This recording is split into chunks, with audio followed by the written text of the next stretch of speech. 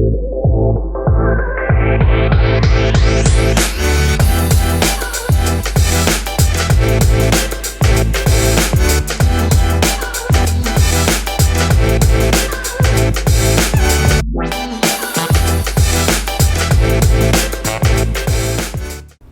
to the Journey Podcast. I am your host, Josh Valentin, and on this show, we showcase some of the most incredible stories and the life lessons that came along the way. And today, I have a really good friend of mine, Dr. Anya Szigeti. She's a holistic functional doctor, and we are here tuning in live from a farm. And I'm really excited to just kind of go into your story. There's so much we can cover, and you have such an incredible journey. And if you don't mind just kind of walking us through what it is that you do for a living first and foremost, but we'll get into all of the backstory after that. Absolutely, Josh. Well, I'm so glad that we were able to be here because this place is special in my heart. The first time I was here, I absolutely fell in love with it and fell in love with Sarah, who's the farm mom here. And I'm so glad that you guys are able to come and experience it on so many levels. But the work that I do, I came into it from unfortunately, my own health struggles and not finding the answers that resonated with me with conventional medicine. And so I searched for alternatives, and I was connected with a holistic functional doctor who looked at things differently.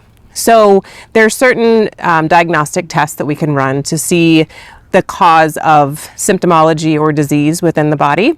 And then we can look at those under a different light. And then we can think of like a different way to approach those. So more of the conventional allopathic route is looking more at the symptom, and then how can we kind of mask or mute that symptom? Like if an organ is diseased, maybe we remove it instead of figuring out why the functionality isn't working. Got it.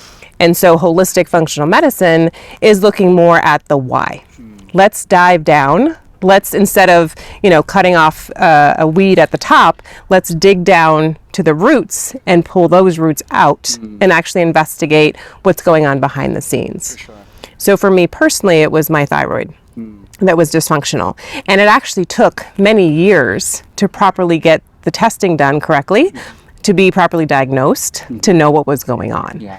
So I knew intuitively that something was out of balance in my own body. I knew that I was more tired than I should be, that I was less productive. I had brain fog and a whole laundry list of symptoms. For sure. That when I would go to my allopathic doctor, they would say, okay, maybe pick one or two and we'll work on that today.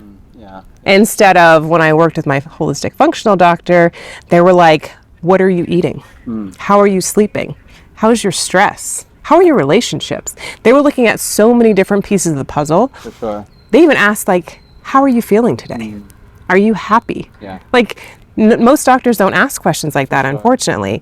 And it resonated with me so much in the fact that when I made some of these changes and modifications after learning, which ones were imbalanced, I started to feel better. And so I knew intuitively that this was the path that I needed to take. For sure. And so I made a very drastic career change to be able to offer this, because I realized if I'm suffering and getting these answers that aren't helping me to figure out what's really going on, then unfortunately there's likely a lot of other people, and there are, For sure. that are suffering as well and not getting the answers and the help that they need. And I remember feeling very, very hopeless and helpless when I was starting that journey.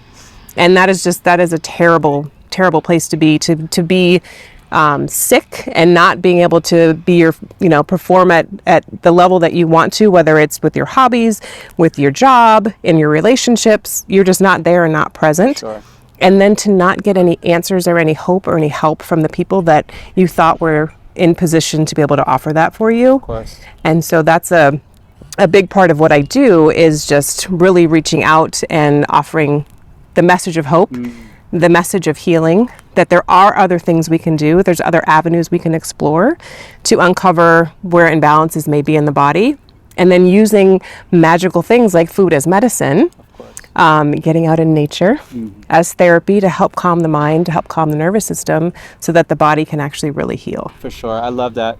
It reminds me of the saying in the medical field that an ounce of prevention is better than a pound of cure. And when it comes to just holistic recovery and one of the things that comes to mind is trauma, and how trauma sort of manifests itself in the body years later as tumors, as diseases and ailments. And how much would you say just dealing with trauma pretty much comes into play when healing your body overall? It is a huge, huge piece of the puzzle.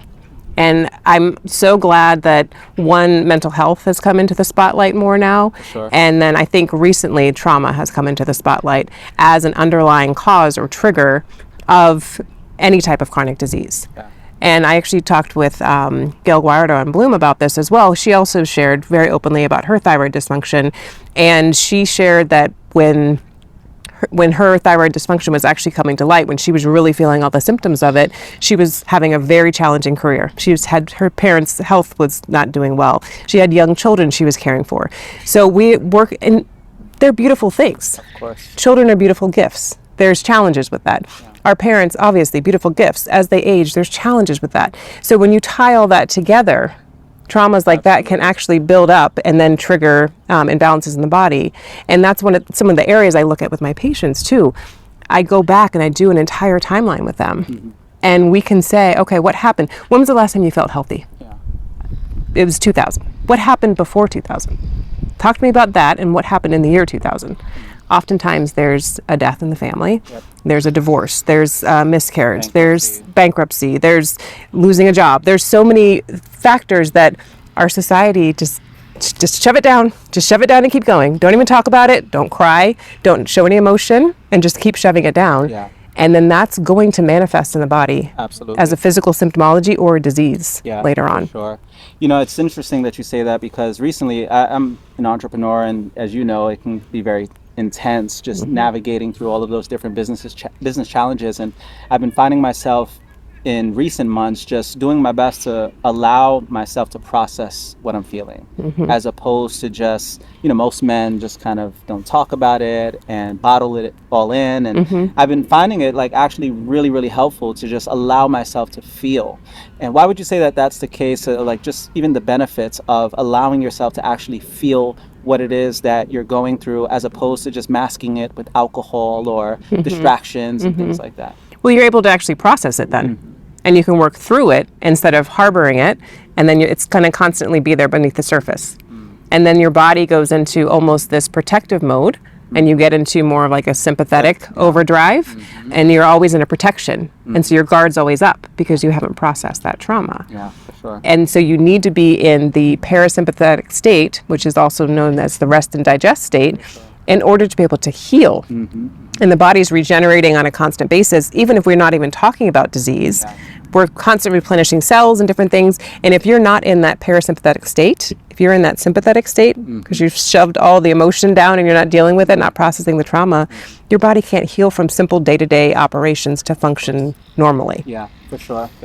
I'm curious, what's your perspective when it comes to just even spirituality, because I identify as like a holistic life coach. So I also mm-hmm. look at body, mind, and soul. And it's interesting, I was just having this conversation with my wife about the benefits from a scientific standpoint of faith, right? Mm-hmm. Just being a part of a community. Yes. And you get, for example, the oxytocin benefits from just being a part of a community overall. And I actually asked ChatGPT to mm-hmm. go over the actual, a scientific explanation of why faith actually works. Mm-hmm. And there's so many different benefits with prayer and meditation, getting into that parasympathetic nervous state where you can just sort of be relaxed, and also just the idea of forgiveness and extending mm-hmm. forgiveness mm-hmm. To other people. It allows people to sort of get themselves in a state of equanimity, if you will. And what would you say are the benefits just from spirituality and how it pertains to, or how it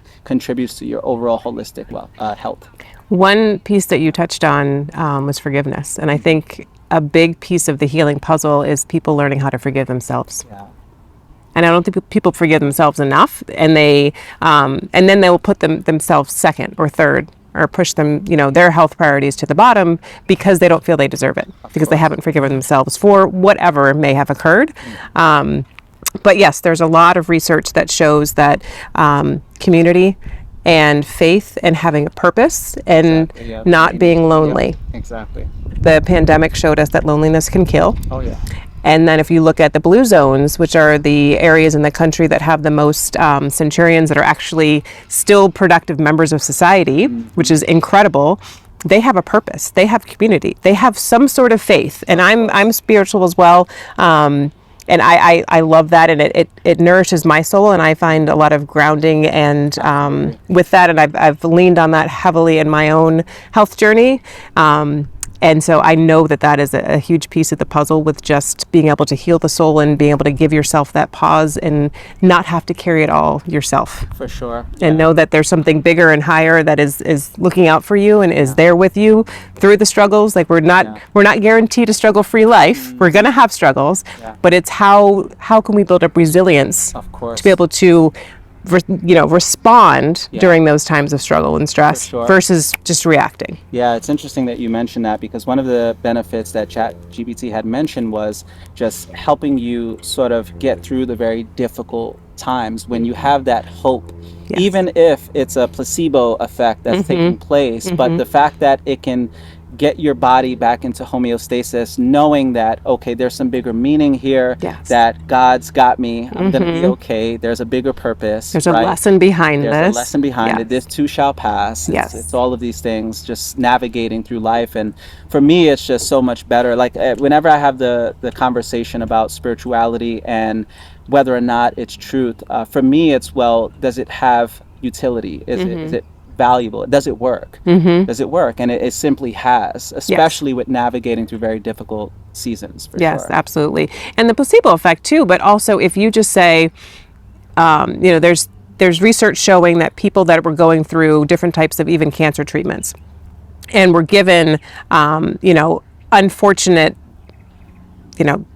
information like, oh, you have 1 month to live or you have 1 year to live, that those two people can change the course of their duration of life based on their mindset. Yeah. So there's definitely something there. There have been people that have been told they have a year to live and they are like, oh my gosh, it's over, I'm done. And they've passed away very quickly. Yeah. And there have been people that are told they have a month to live and they're like, no, I'm going to fight this. This is not the end for me. Absolutely. And they've lived for years. Yeah. And so, yes, science is amazing. And I'm so glad we have so much science and research. And there's a huge benefit to a lot of the allopathic and conventional medicine. I don't want to, bash that. There's definitely a time and a place for that. But there's so many different facets of our health that we don't necessarily look at all of them, unfortunately. For sure. When we're evaluating a patient, when we're evaluating imbalances or dis-ease within the body. And I feel like oftentimes one area gets more credit than others, when I think that it should be pretty equal examination across the board. For sure. I think there's power also in believing in some form of eternal life, right? Like it just gives you hope and you don't fall into nihilism and just feeling like, what's the point? Yes, right? absolutely. When you know that what you do matters, the way that you live, and treating people with compassion and kindness also plays such a pivotal role in just our evolution as a species. And so it's incredible. I see we got a animal here joining us. Speaking of being in peace with others and with nature, we do have a bighorn that's here for sure. visiting us. And so I'm curious, as this what is it, a longhorn? Longhorn. Yeah. When it comes to food. Yes. What would you recommend if there was a sort of like a one-page manifesto in terms of the way someone should go about their diet? What would you recommend? Highly recommend as much as you can get from nature in the closest source that it was made as possible.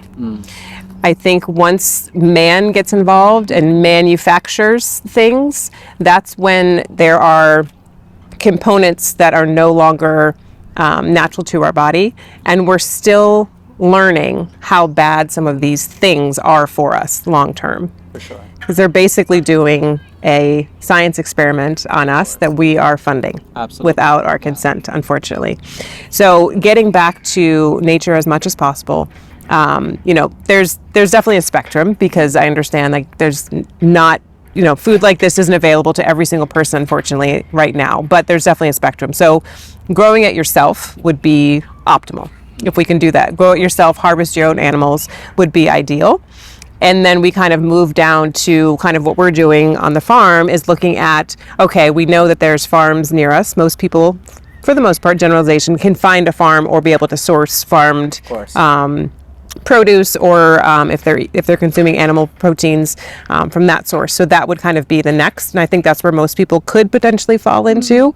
And so that's what we're actually doing after this. Is I'm going to be going and selecting which items we're going to take back with us direct from here. So I know the sourcing, I know how it was handled, I know how it was how that animal lived, which is in this beautiful environment. I know how it was, the life duration, and I've seen the alternative, which is what's kind of more mass produced, and it's not a good life for the animal, and it's not good for our planet. For sure. And then that meat that is produced is it's not healthy. Yeah, for sure. It actually goes through a completely different biochemical pathway in our body, creating systemic inflammation, which is the foundation and feeding into chronic disease. For sure.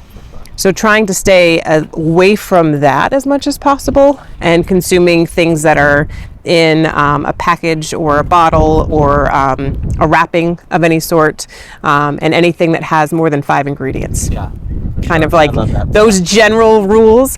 I try not to be too strict with it. I mean, understanding that there's a spectrum, and some folks may not have access to it. So if we need to get something frozen, if we need to get something canned, that's still, I feel, within the middle range. I think that's better than, fully processed packaged food items that are, a laundry list of ingredients, or made outside of the home. Yeah, for sure. You know what I find fascinating is how, despite all of the chemicals and the processed foods, we're still living longer than we ever have. Like more than double just 100 years ago. That's interesting that you mention that, because a lot of that research is on the front end, where they're able to help premature babies from week 26 now, whereas 100 years ago they would not have survived. So a lot of that is the front end. And then if you look at the other end, you say, yes, we're living longer, but that's a lifespan. Yeah. That's not a health span. Yeah, unfortunately, the quality of life, those folks quite often on the end, last 10, 15 years of their life are not healthy. They're in assisted living. They're not independent. They're not giving back to society. They're not, unfortunately, able to really participate in their hobbies like they used to. There's definitely exceptions to the rule. My dad's 80 and looks like he's 50, and he's still working and having a great time, and is a deacon at his church and doing all the things. And he always messes me up when I'm working with patients and I'm so old. I'm like, how old are you? I'm 60. I'm like, no. My dad's 80. You're fine. You're not old yet. So I think old is a mindset as well. But we have the beautiful scientific advancements that are able to help at both ends of the spectrum. But the realm that I work in is looking at health span, not necessarily lifespan. How many healthy, amazing years are you living where you're able to not only enjoy life to the fullest, enjoy your family to the fullest, that you're able to give back to society and fulfill your purpose that you were put here for. I love that. If there was a holistic one-page manifesto on, I love these just how-tos, very simple, just give me the meat and potatoes. Right? So if there was for the broccoli and salmon, for sure. So for longevity, what would be your one-page manifesto for longevity and quality of life, like you said? There's a lot of different pieces to that puzzle. That longevity is a huge research area right now in genomics, and we're trying to figure out all the keys that go with that. But what I've seen across the board is keeping it as simple as possible, and nutrition is huge. So again, eating the highest quality foods, the simplest foods that you're making at home, those consistent little habits are the ones that are going to help the health span be as long as it can. Sure. So natural movement. So this isn't, we look at the US and I got a gym membership and this and that. Well, we have the highest number of gym memberships, I think, of the world, and we have one of the worst health outcomes. And so that's not correlating to health. So it's actually the natural movement that we're doing every day without even really planning it. That's helping. So I call them exercise snacks. Little things we do, like standing up and not sitting all day, not being sedentary, even vacuuming your house or cleaning, you physically doing that instead of paying someone else to do that. Sure. You're moving your body in a natural way without having to necessarily schedule it. I'm going to the gym, or I love yoga, going to the yoga studio. Those are great. but it's moving your body throughout the day. It's gardening, it's being with the animals, it's outside playing with your children, it's taking your dog for a walk, it's doing all these other activities that aren't scheduled, that aren't planned, that aren't structured. That helps immensely as well. And some of the other pieces, as we've touched on already, was the community. And so that was a big one for me personally. When I was on the beginning part of my health journey, I felt, one, very ostracized from what my doctors were offering me as far as solutions. And I felt very alone. I didn't feel like I could talk to anybody at work about it. I felt like if I shared that I was struggling, that I would be looked at as less than, or you know, trying to get an out or what have you. So I didn't feel like I could share it at work. So I just really pushed through with that.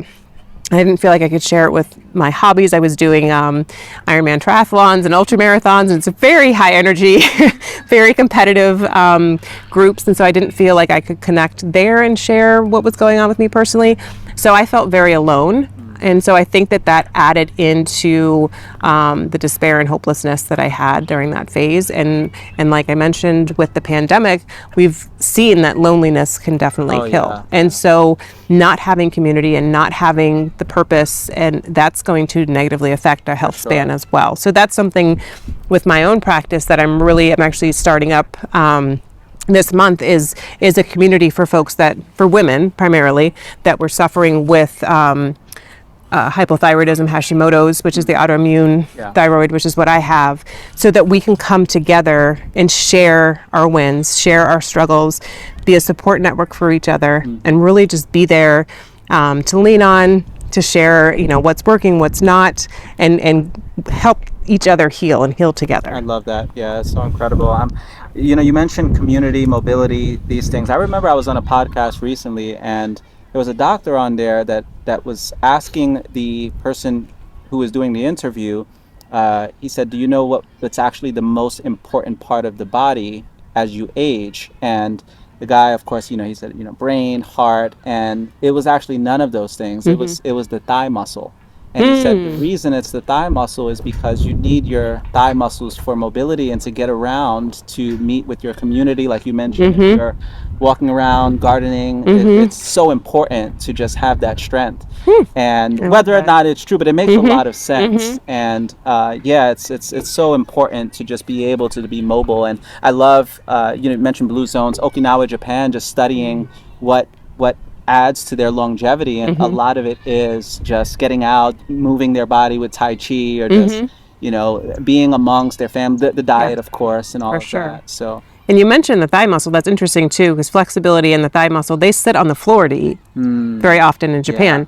And great point. We were at a bicycle race for my husband yesterday, the Gran Fondo here in Dade City, and one of my friends was squatting down to take a picture of them as they were leaving, and this gentleman looked at him and was like, oh my gosh, if I did that, I'd never get back up again. So that's something that we lose, for sure, especially in this country, because we're seated on structures all the time, and so those muscles actually shorten and weaken because we're not using them. Very true. So there's a whole, and I'm not going to take credit for it, but there's a whole research study around different functional movements for longevity. For sure. And being able to kneel down on the ground and get back up again unassisted is a huge piece of the puzzle to be able to learn, and also helps with balance, because falls as you age can be so much more damaging and can really shorten the lifespan and of course the health span, because you become immobilized. If you have to have surgery, if you break your hip, those sorts of things will definitely shorten both of those. Absolutely. I love studying the blue zones and just different areas. Like Scandinavian countries have the longest life expectancy. And I actually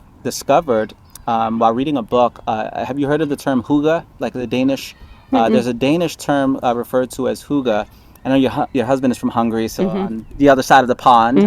I know you just came back from, you said 2 months, 3 months out of Europe, which is amazing. I definitely have to travel. When we talk holistic health, travel is just so good for the soul. Absolutely. And the Scandinavian countries, though, apparently there's this concept embedded in the culture referred to as hygge. And hygge is the aesthetics of like wood and a fireplace and a cozy sweater and being amongst like your tribe in that very, I'm not sure if it's similar in Hungary, but you know, you gather together and it's just it's a texture, like just being very, like if you think of nostalgia from a child, maybe like for us, it might be like hanging out by the Christmas tree and maybe, the smell of the food, Thanksgiving and the dinner. ambiance, Yes. Yep. But Fireplace. that's apparently a concept that also contributes to well-being, because it brings people together, and just that effect, that warm feeling that you get just being in that environment. And you can find it in their coffee shops and things like that. And now that you mention it, I think in each blue zone, they have something like that. Yeah. In each of the different societies across the world, they each have something, a term for something sure. like that. That is a gathering, that is tying in with the purpose, that is bringing people together, for sure. Absolutely. You think about even just, I guess, like our tribal past, that was kind of the setup. You hung around a campfire or something like that, and maybe told stories, and so I could see why it would be so effective. But that's amazing. I have to bring up your backstory, because you have such a phenomenal backstory.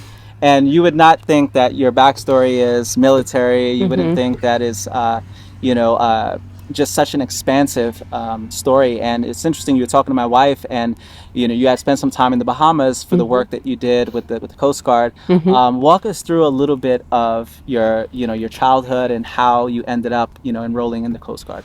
It's really funny. My cousin shared the story with me that when I was a little girl, I wanted to take classes underwater. That's what I wanted to do for college. And she thought I was crazy, but I probably saw a commercial somewhere. And as I was searching for schools, my mom took me to a number of different colleges. And we drove onto the campus of the Coast Guard Academy, and it was just incredible. These perfectly manicured green lawns and these very stoic brick buildings right on the water. Like, it was gorgeous. And we drove on, and I told her, I said, I'm going here.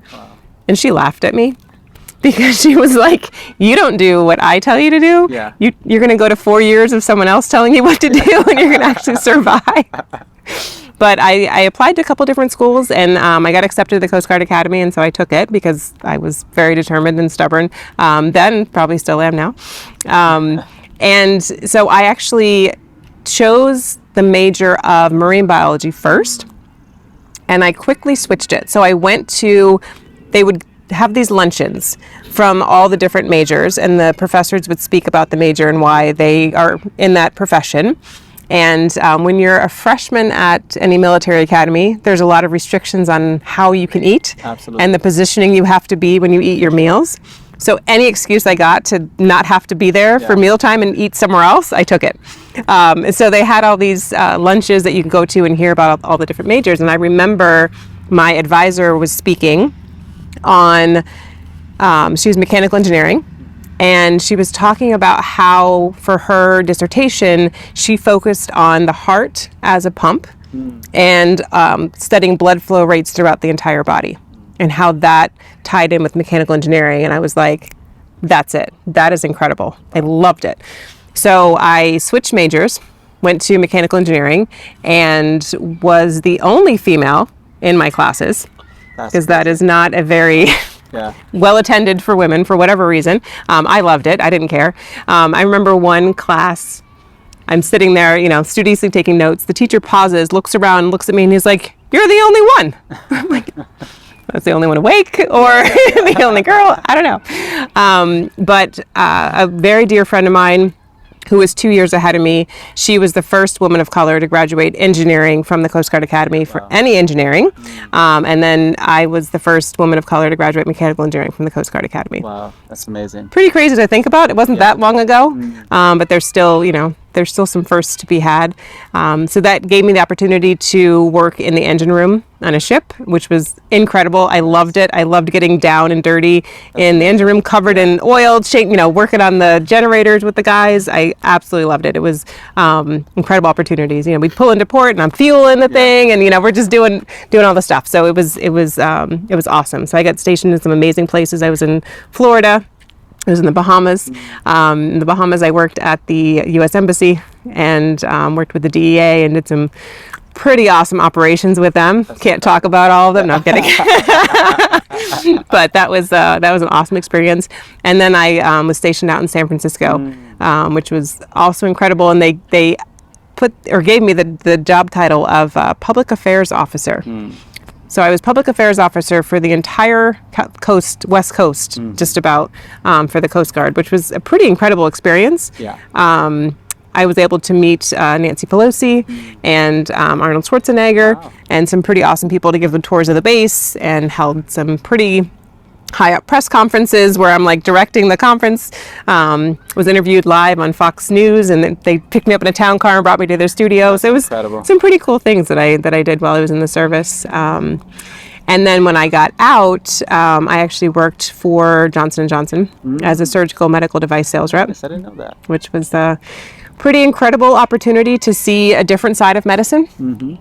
So just to kind of give a quick gist of some of the stuff I would do, let's say this is the operating table and there's a patient here and you're the doctor, the surgeon. I'm standing there teaching you how to use my device.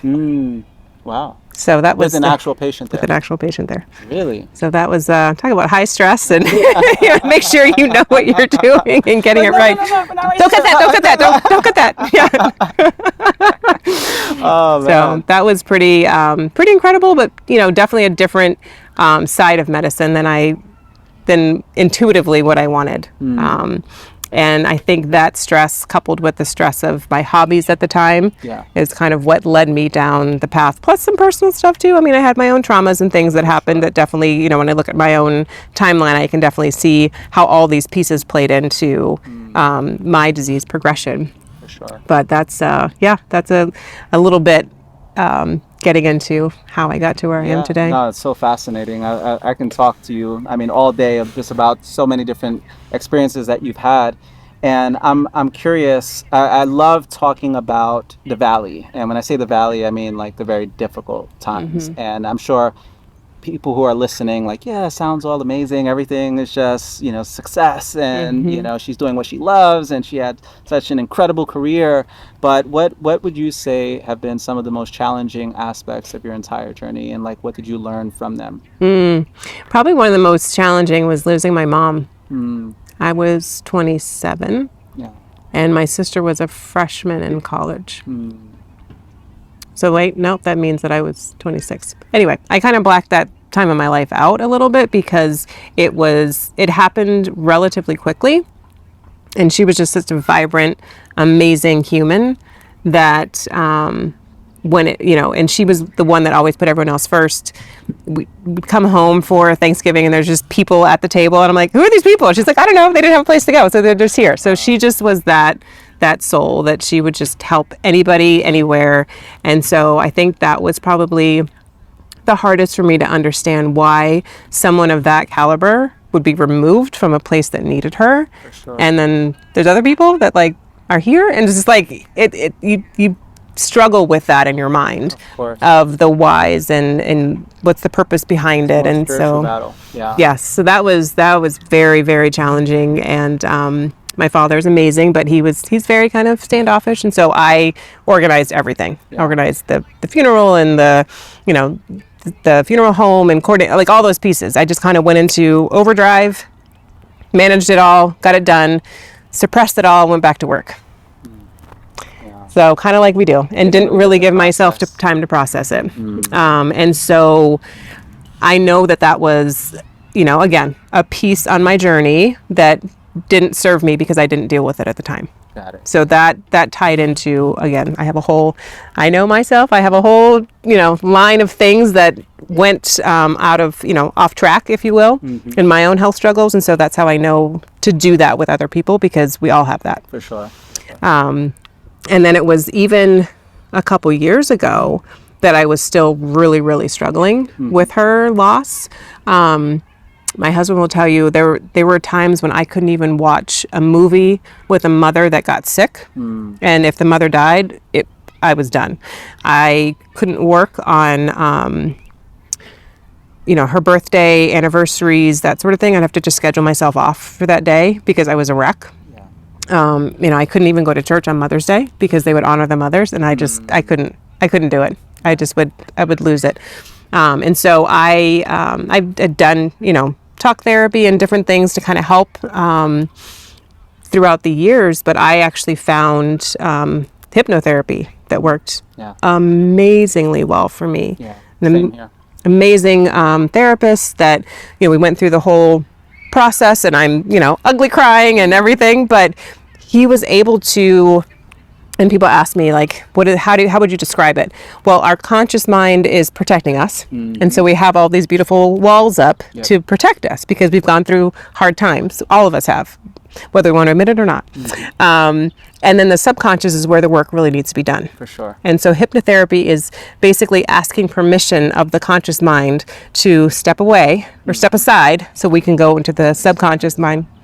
And so what we were able to work on together was, instead of this crippling grief whenever I thought of her, I'm feeling overwhelming unconditional love. Yeah, I love that. And so just that, I mean, it sounds simple, but it was transformational for me, for my life, has just benefited me on my health journey, on my just day-to-day living. Yeah.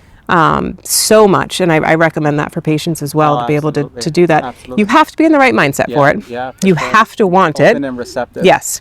Yeah. And everyone's going to be a little different. Like, it might take one session, it might take 50. Yeah. It takes as long as it takes, Yeah. because everyone is dealing with different levels of things. Of course. And there's so many different tools, and there's different types of therapists. But that has been that was a very, very challenging incident that happened, and then probably 15 plus years after that, I suffered with it too. So that was probably one of the most durational and impactful valleys that I was gone through. I'm curious, with your hypnotherapy session, for me, I explored a lot of healing modalities. I had 20 plus years of PTSD just growing up around a lot of violence, and I'd have nightmares pretty much every day for 20 plus years. And hypnotherapy was that one-stop shop for me. And after trying so many different modalities, and for me, it was more so connecting with my inner child and going back. And I always explain it like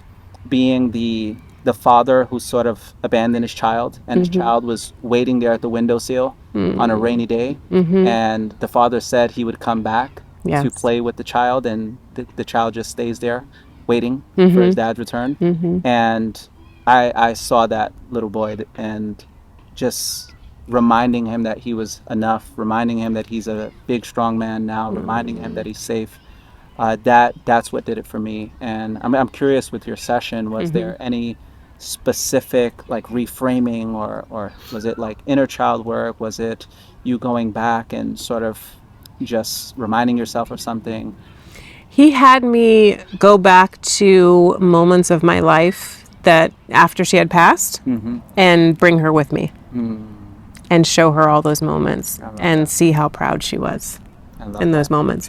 I've done other sessions focusing on different things, and we did some pretty deep inner child work, and it's things that, like, we've suppressed it, right? And so I actually forget some of the stuff.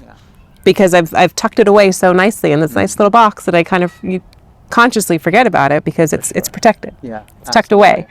But it's still there, and it's almost like a cancer festering, or an infection festering, that is still affecting you, whether you are consciously aware of it or not. For sure. And so I'm a work in progress, just like everybody else. And it's more of like a balance with my traveling schedule, like try to schedule the different sessions. But yes, that has been very impactful. And the next one I want to look into is EMDR. Nice, yeah. Because I've along my journey, I've realized that I definitely have a good bit of PTSD from my time in the service that I need to work through. So that's going to be my next. Can you explain EMDR to the audience? I can try, because I'm still learning about it myself, but they've really done some research with it. EMDR, it's eye movement, DR, I don't remember the DR part, but you basically are focusing in on a traumatic event, and that's very triggering for you, usually. And then the therapist guides you through different eye movements. I haven't tried it yet myself, so once I try it, I can give you a more detailed explanation. And so it basically is able to, because we haven't processed that trauma. So that's what a lot of the issue is with repressing everything and smushing it down, is we haven't processed it. Got it. So going back to that moment, that tragic event, or that triggering event, and then when we do the eye movements, we are connecting the two sides of the brain.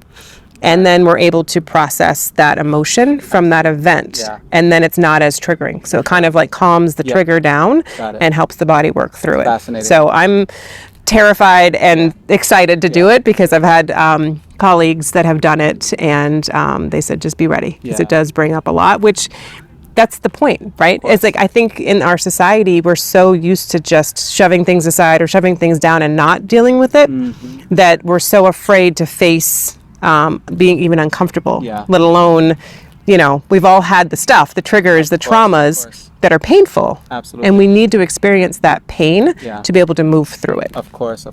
I find the subconscious and trauma to be so fascinating because the issue with science is it's based on what you can measure, what you can quantify. Yes. And in that world, it's science.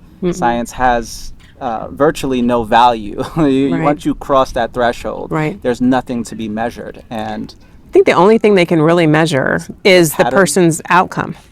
Yes. I think, what about patterns just in general? Like, Probably. I think of like Carl Jung's work with psychoanalytic therapy, just archetypes and these patterns across history, you know, I find like just super fascinating. But have you heard of emotional clearing by any chance? Possibly, maybe under a different name. Term, I guess, with different people, but it's just the process of like forcing out that built up emotion. Like there are different modalities and different tools for just getting it out of the like body. Primal breath work. Yeah. Yes. For example. Yep. Yeah. What would you say is the value of even breath work? Oh my gosh. So breath work is one of those tools that I'd heard about early on in my journey and dismissed and poo-pooed because I'm like, that's too simple to work. Yeah. But it is by far one of the most impactful tools that we have to switch us from that sympathetic reactionary state to the parasympathetic response and resilience state. Absolutely. And so, and it's free. You always have it with you, and you are in complete control of it. Yeah. And so it is probably one of the best tools that anyone can learn. And it's something that I highly encourage all of my patients to learn. It's something that I provide them with, how to, but there are so many free resources out there to guide you through even just a few minutes of it. For sure. All the way up to certain types of breathing techniques that have been shown to just increase health span, improve longevity, disease resilience, infection resilience, immune system boosting. Like there's a whole, again, there's a spectrum on a few deep breaths versus like very, very structured, hour long sessions that you're doing. But the benefits, even on the very end of the spectrum, for just a few minutes a day, are profound. For sure. Absolutely profound. Yeah, absolutely. Yeah, I see breathwork is becoming a lot more mainstream these days, and it's just incredible. And on the topic of grief, I wanted you to sort of give some recommendations, if possible, on someone navigating through grief, because this is an inevitable part of life, and we're all going to have our fair share of grief. If there was any tips that you would give someone just not really knowing how to cope with grief. I have tons of friends of mine also who are just having a very difficult time after, let's say, the passing of a parent. And what would you suggest outside of, let's just say, hypnotherapy? So one piece that I learned later that I wish I knew earlier was that it's okay. And whatever you're feeling is valid. And what happens oftentimes is, they're not sad enough, or, they're overreacting. It's like everyone else's view of how you should respond to the event versus this is your experience. So whatever you are experiencing is valid, and that's what it is. And just owning that. Again, I wish that I had given myself the time and space to really process when the event happened. Yeah. Because if you don't do that, as I learned, I suffered for it for over a decade and a half because I didn't process it. So taking the time to, everyone says, it's time to grieve, but to process all the emotions that come with it. Certain people say, let's focus on the happy times. That's great. But you also lost someone that you loved and was a meaningful part of your life. So you need to sit with that. One of my girlfriends and I coined it sitting in the shit. You got to sit in your shit. Absolutely. And feel all the emotions. Don't hold back the tears. I have patients, especially newer patients, will apologize for crying during our appointments, and I'm like, never apologize for crying. Yeah. That is your body's natural release of emotions. It's helping you to process what you're going through. Mm-hmm. I think the human mind is absolutely amazing, but I don't think that it was designed to handle all of the stressors that are in our daily life fully. And then you add in these traumas that happen, and then it just kind of overloads the system. Of course. And so if we can calm some of the daily life struggles and allow ourselves the time and space to process, I think those are very, very beneficial. And then if we're able to, prioritize sleep. Like, let yourself rest. You need to rest more. You need to nourish more during these periods. Think of comfort foods, but like healthy comfort foods, like soups made with bone broth, and like just things that are going to nourish your soul, because you're in this stressed state. You're going to burn through nutrients so much faster. For sure. So you need to have the nutrient dense foods. You need to rest. You need to hydrate, and then give yourself the time and space to really do the grieving, letting it out. Yeah. And then of course leaning on professional. Absolutely. if you need to call that in. Absolutely. I like to say, self-care is the best care, and it really does help to just at least have that going for you during times of adversity. Yes. And I wanted to touch a little bit on relationships, because your partner is probably going to be one of the most important decisions that you make throughout your lifetime, even from a wellness standpoint. Absolutely. And I know you live a bit of a non-traditional lifestyle, in terms of, like, you guys have, for example, a beautiful, Airstream camper here on this farm, but you also travel for, 2 to 3 months out of the year, if not more. And I'm curious, because you have a very fascinating story of how you and your husband came to be. And if you don't mind just sharing a little bit about the story, and also maybe some practical advice as it pertains to relationships and wellness. Absolutely. So I moved to the Tampa Bay area and set up a match profile when I moved. I was new to the area. The job I had at the time, I could live anywhere in Florida. And so I picked the Tampa Bay area. It was up and coming for, young professionals. I needed to be near a major airport. And so that was my pick. My younger sister was coming to visit me the following weekend to help me accessorize and go out of the town and check out my new city. So when she arrived that Friday, I asked her if she could review my match profile. So being former military and type A, my match profile read like a standard operating procedure, must have X, Y, Z, don't apply if you have 1, 2, 3. Yeah. And I'm like, maybe you could soften it up a little bit for me. So she's reading through it and she's like, oh my gosh, this guy liked your picture. And I was like, nope. Yeah. I'm not even interested. People have been reaching out all week. I paid for 6 months in advance because this is a big decision and it was more economical that way. Like, I'm not rushing into anything. And she's like, no, but at least just check out his profile. And I was like, no, I don't think it's a good idea. She's like, well, if you don't, I will. So I was like, okay, fine. So I go and I look at his profile, and he has this picture. One of his pictures was of him. He used to ride motorcycles. He used to have 3 motorcycles, which I don't know why one human needs 3 motorcycles, but anyway, him with his motorcycle in full motorcycle leathers, and he has long hair, and his hair is flowing, and he's up in the mountains, probably in Tennessee or North Carolina somewhere, and I was like, damn, he got me. So then my sister was like, yeah, just check out his profile. So I was reading through his profile, and I was like, oh, his grammar. And she was like, Anya, you idiot, he's English second language. So I was like, fine, I'll give him a pass.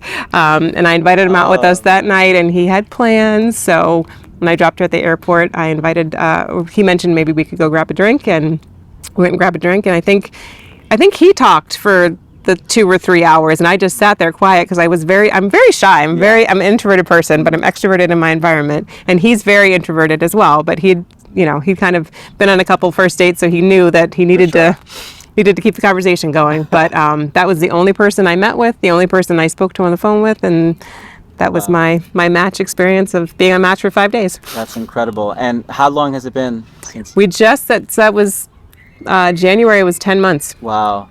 10 months. Yeah. And so, I was actually speaking with your beautiful wife a little bit about this. behind the scenes is that a few characteristics that have really helped us, because this is both of our second marriages, and so we've kind of, I call them practice marriages. We've had practice marriages before where we made our mistakes and learned our lessons. Sure. But communication is massive. Mm-hmm. And now that we live in very small spaces most of the year, you can't put off a difficult conversation. Like, it's impossible. I mean, our Airstream is 25 feet. Yeah. You can't get away. You have to have, like, so it actually forces us to have difficult conversations, and even the simple conversations right then and there. Like, we just get it done. So there's no things lingering, no hard feelings, but like you get it out, get your shit right out on the table. I love that. So that's huge. And then, as I was sharing with your wife, when I was making the decision for my own health, but then for my career too, transitioning from corporate America, which was very, very stressful for me and my personality type, it just was not a good match. I was traveling 4 nights a week to different locations. Like, it was a lot for me personally as an introvert. It was just not a good match. And my husband and I were dating at the time, and I came home and I was like, hey, so I'm going to quit this very lucrative job and go back to school for the next 5 years. Okay? And he was like, if that's your vision and you feel that that's your purpose in life, I support that. I support your vision. And it's not about a financial support. This is about the other your partner supporting your vision and your dream. And I think that was just so profound for me, because I didn't have that in previous relationships. I had, people that very often, and you don't see this until often later on in a relationship and during tough times, that were very insecure in themselves. Of course. And so they couldn't see someone else succeeding. Yeah. Because they weren't happy with themselves for whatever reason, that they would kind of pull me back down. I'm miserable, you stay miserable with me. Yeah. Whereas my partner now, he's like, go to shoot for the moon. He's like, I'm coming with you. Like, we'll go hang out in the stars together. Yeah. And so we've been able to, create a life that we both absolutely love. And I've been able to set up my business and my practice to still be able to help people no matter where I am in the world or where they are in the world. Yeah. And then he can travel, see his family too. And so we're able to support each other. That's it's this beautiful feed forward mechanism. I'm going backwards. Feed forward that we have, that I was sharing with your wife too. I have a 2500 diesel Ram truck, and I drive it to yoga, Sprouts, and Costco. And my husband drives it everywhere else because we're towing the Airstream. People watch Bloom. Is that Dr. Anya? Yes. Here I am. And actually, I've had guys stop me at like lights. I'm sitting at a light, and they're like, "Roll your window down. That's a beautiful truck you got. Little lady with a lot of power." Like, thank you. But he drives it the rest of the time because I don't like driving. Yeah. One. I actually have some PTSD from the military of being a passenger in cars and accidents, but that's a whole other story. And I also don't like towing, and so I don't want to tow that beautiful rig and run into anything with that. And so he's very happy to drive, and I can sit next to him and do my work and talk with my patients and create content, whatever I need to do. And he's driving us to wherever we need to go next. That's amazing. So how long did it take between the time you guys met on the app to actually deciding that you were going to get married? Me, it was very fast. Yeah. It was awesome. We had so much not in common, and we had so much in common that it kept me interested. I was like, this is so cool. Like, what are we doing next? Like, what's happening? And we're gonna go to Europe. Awesome, let's go. And so I think it was about. I mean, I went to Europe. We met in January, and I went with him to Europe that year in August, I think. So that was pretty quick to like just go, and then we stayed with his parents in another country. So that was relatively... That's amazing. Yeah. I mean, there's hope, because I think there's so many women now, especially women who work in corporate America, who simply have just given up on love, and they don't think that it's possible. And I think, what's the statistic today for people who get married on... I remember it's like 1 out of every 4 or 5 people who meet on an app. Like most marriages today, are from an app. Yeah, like from some... That's what happened for me, because I was traveling so much, and I was in a new city. I'm not going to go out by myself. I didn't have any girlfriends there, which is why I was like, convinced my sister to come down and hang out with me for that first weekend. We were both, I was actually training for my second Ironman race at that time too. So that's, all my free time was gone. Yeah. And he was a cyclist and a runner as well, then too. And so, there's a chance we could have met like in passing in a parking lot at like a trail ride or something like that. Sure. But like the likelihood of me meeting him or anybody realistically was very, very low. So that's the beauty of those apps. Is I know that there's new ones out now that I've heard from friends that have like different connection safeguards built into them. Nice. So it's like friends of friends got it. So it's not just complete strangers, which, is, for a safety piece of it, because I do have some girlfriends that are concerned because they have small kids. They're like, I have a stranger, that type of thing. So always be safe, of course, and trust your intuition, because I think as women we have very, very strong intuition. So lean into that. And if you feel like something's not right, like absolutely, keep yourself safe, number one. But I think it's a beautiful platform to be able to connect with people that you just never would meet in any other circumstance. I love it. So thumbs up on the dating app, especially if you're looking for a spouse. I give it busy, 2 thumbs up. Busy, yes, 2 thumbs up. Yes, 2 thumbs up. I love that. Yeah. Before we bring it in for a landing, I wanted to just talk a little bit about your career today as a holistic functional doctor. What is your ideal client? Or who is your ideal client? How do you work with them? Are you like working at a physical location, or is it all virtual? How do you go about that? So as far as in person, what I try to do, because I love that in-person connection, but I understand with my travel it's not always possible, is when I'm in the Tampa Bay area, which is usually in the winter times, I try to schedule several in-person events on different health topics. So I was a guest speaker at a yoga retreat in January, which was incredible, to just be able to really dive deep on, we talked about digestive wellness at that particular event, and then I did 2 others on building healthy habits, which is, I know, something that you've talked a lot about too, how to actually implement it and get it into your lifestyle. So we did one on that, and then looking at different factors for optimal health. So those were some of the ones that I did this year, and it's just a beautiful way to really connect with people. For sure. Because my entire business is virtual, and so oftentimes just breaking down that barrier of saying who this person is, it's helpful to have some of the in-person. So that's what I try to do when I'm in Tampa Bay area. But other than that, my Back to Health Functional Medicine is an entire virtual platform. Nice. I do offer a free consultation to all new patients, about 10 to 15 minutes, so we can just have a conversation. Number one, to make sure we're a good fit to work together, because not everybody is comfortable with a video platform or a phone platform. Absolutely. To be able to talk through. Most people love it because you don't have to drive, sit in traffic. You don't have to sit in a waiting area. Of course. And then drive back. So you don't have to take off, hours of your day. You can just block off our time together, and that's it. And you can be literally anywhere doing it. So it's fantastic. Works very well for my schedule. Works well for my energy too, as an introvert. When I was going through school and my internships, it was taking a lot of my personal energy when I'm one-on-one working with the patient in person. And so it helps me to protect my boundaries for my own healing, so then I can help more people. Because if I was one-on-one, I might be able to only meet with 2 or 3 people, whereas if I'm virtual, I can probably meet with 5 or 6. So I can double my capacity to be able to help others with that platform. And so we have that first complimentary discussion, make sure we're a good fit to work together.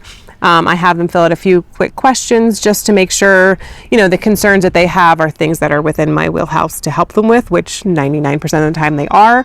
It's usually chronic disease of some sort, unfortunately.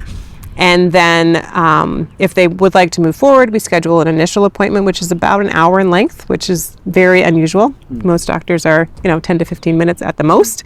So my appointments, especially the first 2, I want to have that full hour of time.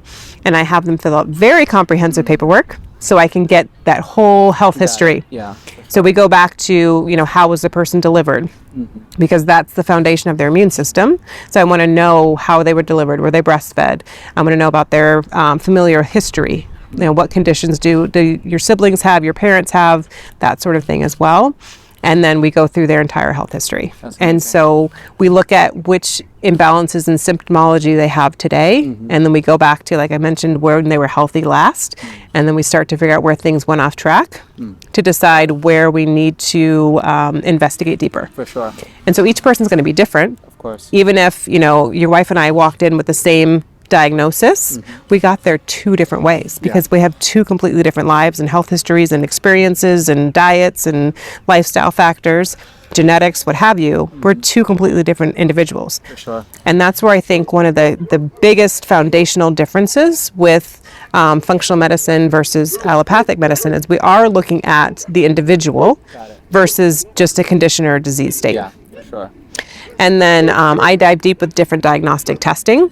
So one of my favorites is we'll call it gut health, but it's a poop test. Yeah. We test the poop to see what's going on inside, because that is the majority of the immune system. The foundation of our health is very foundational there. We have some excited doggies going on. They're protecting their turf. Always exciting on the farm. And then I look at hormones through the urine. So this is sex hormones, this is cortisol, melatonin, different neurotransmitters through the urine, because that way we get the entire biochemical pathway. Instead of just a straight value, we can see all of the processes. Do we have enough of the, let's say we're looking at estrogen, which there are actually 3 estrogens. Do we have enough of that particular level? Do we have enough of the precursor to even make it? And then if those are okay, how are we metabolizing it? How are we detoxifying it? Because if there's imbalances in any of those areas, then you could have symptomology. I see. But usually if you test it through the blood, which is what most doctors do, you're only checking the level. You don't see the precursor, you don't see the metabolism or detoxification. So it's a much deeper dive into all those different avenues. And then I can order blood work and food sensitivities and gut health panels. And there's so many different testing I can do based on what the individual needs and where their imbalances are. And then my second in-depth appointment, I actually take all those results and I explain them to the patient, which again doesn't happen very often, and say, okay, this level is low and it's correlating with this, and these 3 are going over with this one, and we can really start to dive deep and figure out the biochemistry of the person and where the imbalances are. I see. And then I make recommendations. Okay, we need to focus on sleep optimization or stress management, and I have everybody fill out a food log, which they don't like, but that's okay. So I can see what we're consuming, when we're consuming it, in what combinations, and I can make very customized recommendations to help to balance out their body. That's amazing. Yeah, really, really amazing. I wanted to ask you about just certain things systemically that affect us when it comes to health, because you think holistic, it also has to do with your environment, of course. Yes. And unfortunately, our government doesn't necessarily do the best job when it comes to just promoting health or implementing systems or subsidies that can potentially make it either more affordable for people to eat healthy and things like that. How much of health is really I would say negatively affected by systemic issues or things that should be, fixed or eradicated? And what do you feel like is going to be necessary for the future well-being, specifically here in America? It really depends on the individual and where they live, unfortunately. So I think, and we kind of talked about this previously, that there's certain communities that just are underserved in so many aspects that are so crucial to their health. So like food deserts, for example, only having access to consumable foods either at a fast food restaurant or a convenience store. And so those are going to be obviously much lower on the spectrum of as far as health building or health promoting foods. And so that's a huge challenge. Yeah. And so how do we fix that? Well, I think there are, whispers of things that are happening in the government. I try not to get too involved in politics because it's very triggering for me personally, and so I try to stay away. But there are things that we can do to change the availability, the quality of the availability of the food here in America, to make it different for folks that are especially in those underserved communities. So as I kind of alluded to before we started recording, when we go to Europe, the food is different there. And I've done a couple episodes on Bloom talking about this as well. There's things that are not available over there, like coffee creamers. For sure. Like we have, I don't know how many hundreds of coffee creamers here with all this gunk in them that are just not good for you, that people are drinking every single day, multiple times a day. For sure. In America. So just that piece, like things like that just aren't available. in Europe at all, it makes a huge difference for health.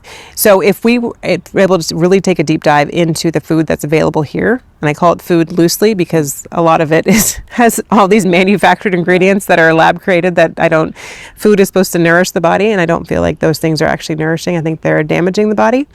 So if we were able to really dive into some of those and start to not allow these toxins and chemicals in the food source, I think that's going to have just an amazing long-term effect for the health of everybody in the country, especially those that are in the populations that only have access to the foods that are highly processed. Yeah. So if we can make, it's kind of crazy to think about it, but a healthier, highly processed food or ultra processed food, then that's going to help, a great segment of the country that's not able to access some of the higher, on the other end of the spectrum types of food that either grow it for themselves or have access to farms. In my perfect world, we'd have community farms in every community. We'd have co-ops. We would have farms like Sarah's farm in every town so that we could all contribute together, and it'd be more of a bartering system than necessarily a purchase system, and people would have access to fresh food. That would be my dream. But I love that. And if there's any last words in terms of a message to the world on longevity, on vitality, on just an overall great quality of life, what would that message to the world be, and your holistic answer? Well, one is that you're not alone. And that there are others that love you. There's a community that loves you, and being able to lean into that, and maybe even having to build that from scratch, will pay dividends in the long run. As I'm sure Sarah mentioned when she spoke with you, really finding your purpose and then stop fighting your purpose. So I think that there are a lot of us that are on less conventional journeys or less conventional careers. We may have fought it for a long time going the conventional route because we were afraid or, what have you, of going down that unconventional route, but that was our purpose. I love that. Yeah, it's so good. Where can the audience find you if they want to either, bring you on as a holistic functional doctor or hire you for speaking, anything like that? Where can they find you? I'm most active on Instagram. I'm still working on my social media. It does not, it's frictiony for me. I'm a very private person, so it's hard to put my whole life out there, but I'm working on it. So Dr. Anya Szigeti on there is probably the easiest way to get in touch with me. I'm on Facebook as well, and I actually just started TikTok, so we'll see how that goes. I love it. Dr. Anya, it's always a pleasure talking with you. I'm so happy that we met at Bloom. Yes. And it's just been an incredible, time just watching your evolution as well. And thank you so much for opening up this opportunity for us, and to be able to interview Sarah as well. It was just incredible on this incredible farm, and I look forward to a lot more years ahead of doing some more life together. So thank you so much. Absolutely. You, as always. So that is our time, guys. Thank you so much for tuning into this episode. Stay tuned. Drop a like, comment, share. As you can hear, the dogs are running around. We're getting ready to close out here at the farm. But till next time, God bless you. Take care.